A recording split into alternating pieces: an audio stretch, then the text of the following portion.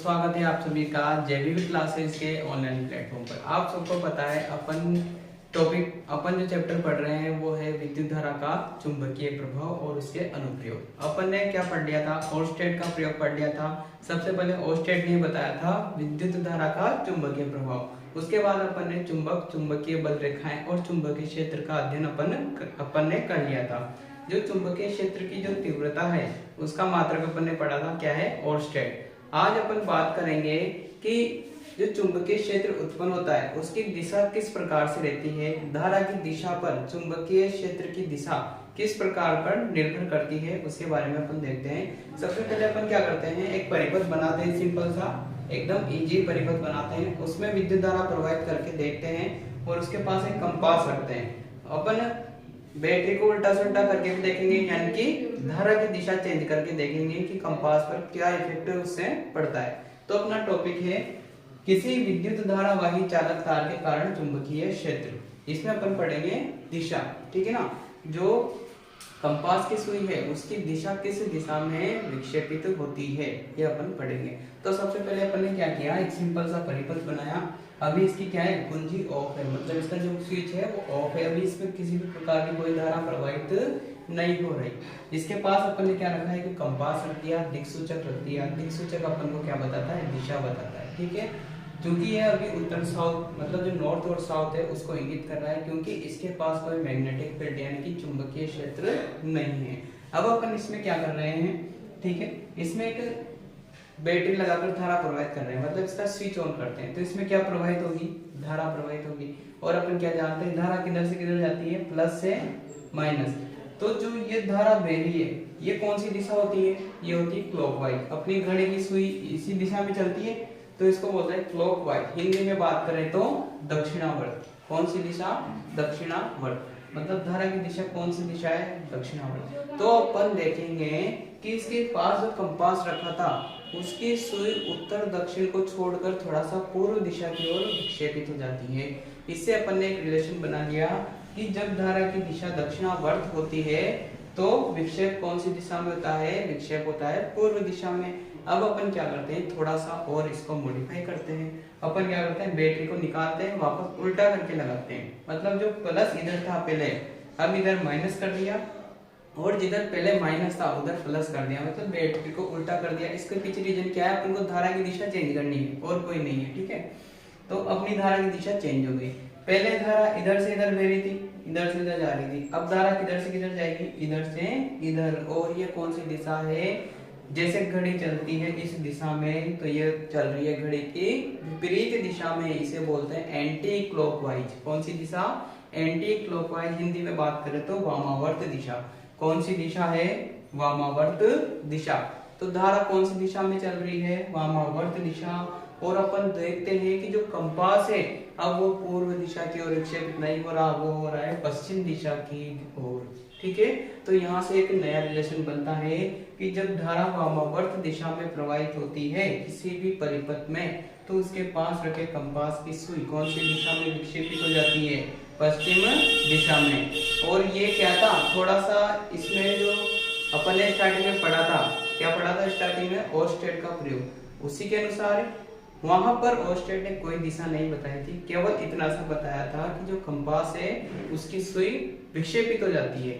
यहाँ अपन पढ़ रहे हैं दिशा, क्या पढ़ रहे हैं, दिशा। तो सबसे पहले अपन ने कोई धारा प्रवाहित नहीं की थी तो विक्षेप भी नहीं आया था। फिर अपन ने धारा प्रवाहित की, जब धारा की दिशा दक्षिणावर्त होती है तो कंपास पूर्व दिशा की ओर विक्षेपण दर्शाता है।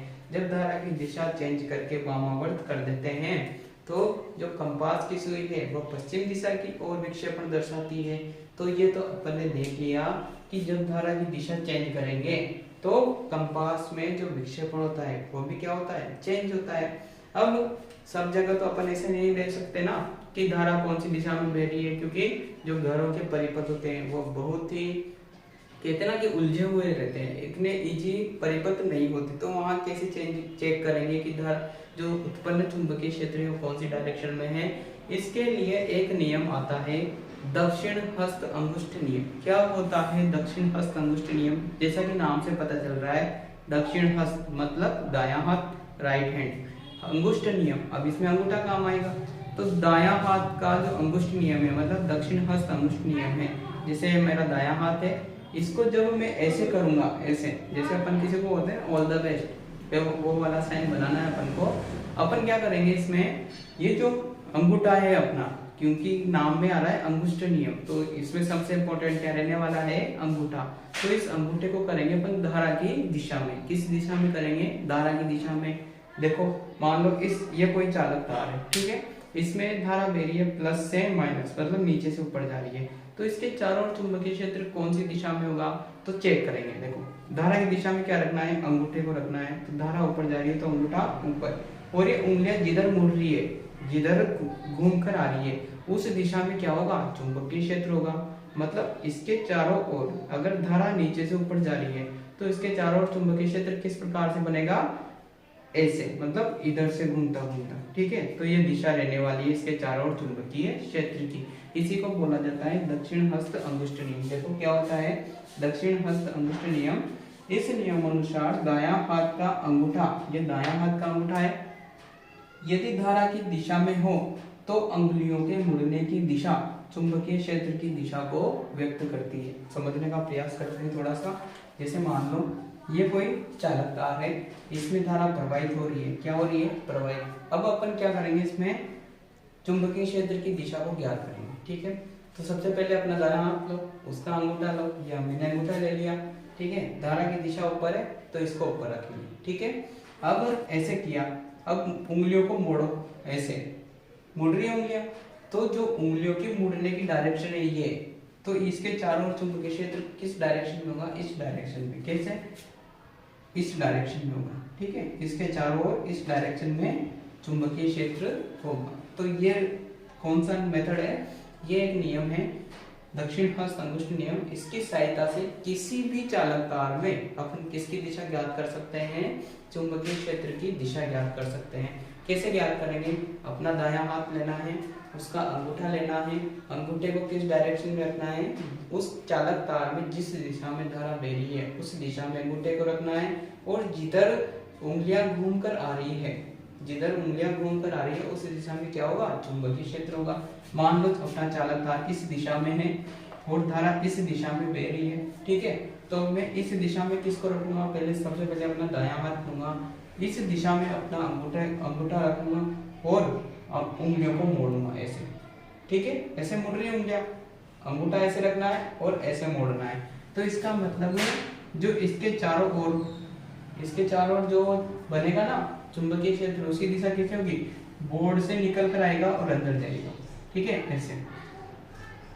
ऐसे बनेगा इसके चारों ओर चुंबकीय क्षेत्र। इसका मतलब ये हो रहा है कि बोर्ड की सतह से निकल कर आना है, वापस बोर्ड की सतह में जाना है, बोर्ड की सतह से निकल कर आना है, वापस बोर्ड की सतह में जाना है, बोर्ड की सतह से निकल कर आना है, इधर जाना है। तो चुंबकीय क्षेत्र की दिशा ज्ञात करने का सबसे इजी मेथड है दक्षिण हस्त अंगुष्ठ नियम। इसका अनुप्रयोग देखते हैं। एक सीधे चालक तार में अपन धारा प्रवाहित करते हैं और उसमें चुंबकीय क्षेत्र देखते हैं। अपन एक प्रैक्टिकल के द्वारा इसको समझ सकते हैं। देखो चित्र में दर्शाया गया है कि एक जो सीधा चालक तार है, इसमें अपन एक कार्डबोर्ड की शीट लगा दी, किसी भी गत्ते की अपन एक शीट फंसा देते हैं। जैसे ये कोई चालक तार है, इसके बीच में ऐसे करके ये आर पार निकल रहा है सीट के, और ऐसे मैंने एक सीट लगा दी, ठीक है। इस सीट पर थोड़ा सा लोहे का बुरादा बिखेर देते हैं। क्या बिखेर देते हैं, लोहे का बुरादा। अब इसमें क्या करेंगे, धारा प्रवाहित करेंगे, तो इसके चारों ओर चुंबकीय क्षेत्र प्रवाहित होगा ना, सब समझते हो। तो जो अब यहाँ दक्षिण हस्त अंगुष्ठ नियम लगाते हैं अपन। दायां हाथ लो, अंगूठे को कौन सी दिशा में रखोगे, धारा की दिशा में। कौन सी दिशा में, धारा की। अब उंगलियों को मोड़ो। जैसे मान लो, समझने का प्रयास करते हैं, ये मेरे पास एक कार्ड शीट है, ठीक है ना, ये क्या है, कार्ड शीट, और ये तार निकल रहा है आर पार इसके यहाँ से, ठीक है। ये चालक तार था। अब इसमें अपन धारा बाहर आए, मतलब इसमें धारा ऊपर से जा रही है। तो सबसे पहले क्या करेंगे, अंगूठे को रखेंगे धारा की दिशा में और उंगलियों को मोड़ेंगे। उंगलियां इस डायरेक्शन में मुड़ रही है, इस डायरेक्शन में मुड़ रही है, तो जो चुंबकीय क्षेत्र बनेगा वो तार के इस डायरेक्शन में बनेगा, मतलब इधर घूम के उधर, ठीक है ना। तो मैंने ऐसे दर्शा रखा है, क्योंकि यहाँ पर क्या है, सबसे बड़ी दिक्कत ये आती है कि जो 3D चीजें होती है ना, उनको अपन 2D बोर्ड पर दर्शा नहीं सकते, इसलिए थोड़ा सा अपन को इमेजिनेशन बढ़ाना पड़ेगा अपना। तो ये जो राउंड राउंड हो रहा है इसका मतलब क्या है, ये इस दिशा में चल रही है ऐसे, ठीक है ना, ये तीर के निशान बना रखे हैं ऐसे इसी दिशा में। और यहाँ पर क्या होता है कि जो तार के पास है यहाँ पर वृत्त छोटे होते हैं, फिर जैसे ही तार से दूर जाते जाएंगे इन सकेंद्रीय वृत्तों की साइज भी लगातार बढ़ती जाएगी। अब अपन क्या करेंगे, इसी प्रैक्टिकल में इस बैटरी को चेंज कर देंगे, मतलब इसको उल्टा कर देंगे। उल्टा क्यों करेंगे, धारा की दिशा उल्टी करने के लिए। तो देखो यहाँ मैंने बैटरी उल्टी कर दी, अब धारा की दिशा भी क्या हो गई, वामावर्त दिशा में हो गई ना। इसमें दक्षिणावर्त थी, इसमें कैसी होगी, वामावर्त। तो इसके चारों ओर चुंबकीय क्षेत्र बनेगा, वो किस दिशा में बनेगा, तो देखो वापस दक्षिण हस्त अंगुष्ठ नियम लगाते हैं। ये मैंने दायां हाथ लिया, अंगूठा किस दिशा में, धारा की दिशा में। तो ये मैंने अंगूठा धारा की दिशा में रखा, ठीक है, और उंगलियों को मोड़ा, इधर मुड़ रही है, यानी कि ये कार्ड शीट थी इधर घूम रही है, ठीक है ना। तो इस दिशा में क्या बनेगा, अपना चुंबकीय क्षेत्र बनेगा। तो वही मैंने बना रखा है, देखो ऐसे, और डायरेक्शन भी इधर ही है। तो ये है चुंबकीय क्षेत्र की दिशा। देखो पहले यूं थी, अब यूं आ गई। इसका क्या मतलब हुआ, इसका सीधा सीधा मतलब हुआ कि यदि धारा की दिशा बदल दी जाए तो चुंबकीय क्षेत्र की दिशा भी क्या हो जाती है, बदल जाती है। यानी कि जो चुंबकीय क्षेत्र की दिशा है वो धारा की दिशा पर निर्भर करता है। तो अपन ने सबसे पहले क्या पढ़ा कि किसी धारावाही चालकता के कारण चुंबकीय क्षेत्र, चूंकि कंपास में क्या हो रहा था, विक्षेपण हो रहा था, इसका मतलब ये था कि जब परिपथ में धारा प्रवाहित करेंगे तो चुंबकीय क्षेत्र डेफिनेटली उत्पन्न होगा, और धारा की दिशा चेंज कर देंगे तो चुंबकीय क्षेत्र की दिशा भी चेंज हो जाएगी। अपन ने ये पढ़ा।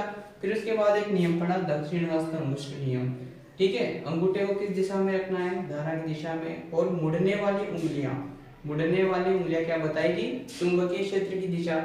और अपन शुरू की क्लासों में पढ़ चुके हैं कि जो चुंबकीय क्षेत्र बनता है वो किसी तार के चारों तरफ बनता है ना, तो चारों तरफ घूमने वाली दिशा किस नियम से आएगी, दक्षिण हस्त अंगुष्ठ नियम से आएगी। इसका उदाहरण अपन ने देख लिया, सीधे चालक तार में प्रवाहित धारा के कारण चुंबकीय क्षेत्र, ये वाला प्रैक्टिकल करके अपन ने देख लिया।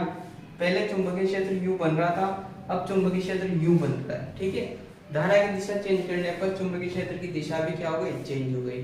तो मुझे लगता है कि आपको ये सब समझ में आया होगा। फिर भी अगर आपको कोई डाउट है तो आप कमेंट बॉक्स में जरूर बता सकते हैं, और आपको अगर नोट्स की जरूरत है तो आप उसमें भी अपने कमेंट बॉक्स में आप नोट्स लिखकर टाइप कर सकते हैं। आपके व्हाट्सएप पर सारे नोट्स अवेलेबल हो जाएंगे। Thank you.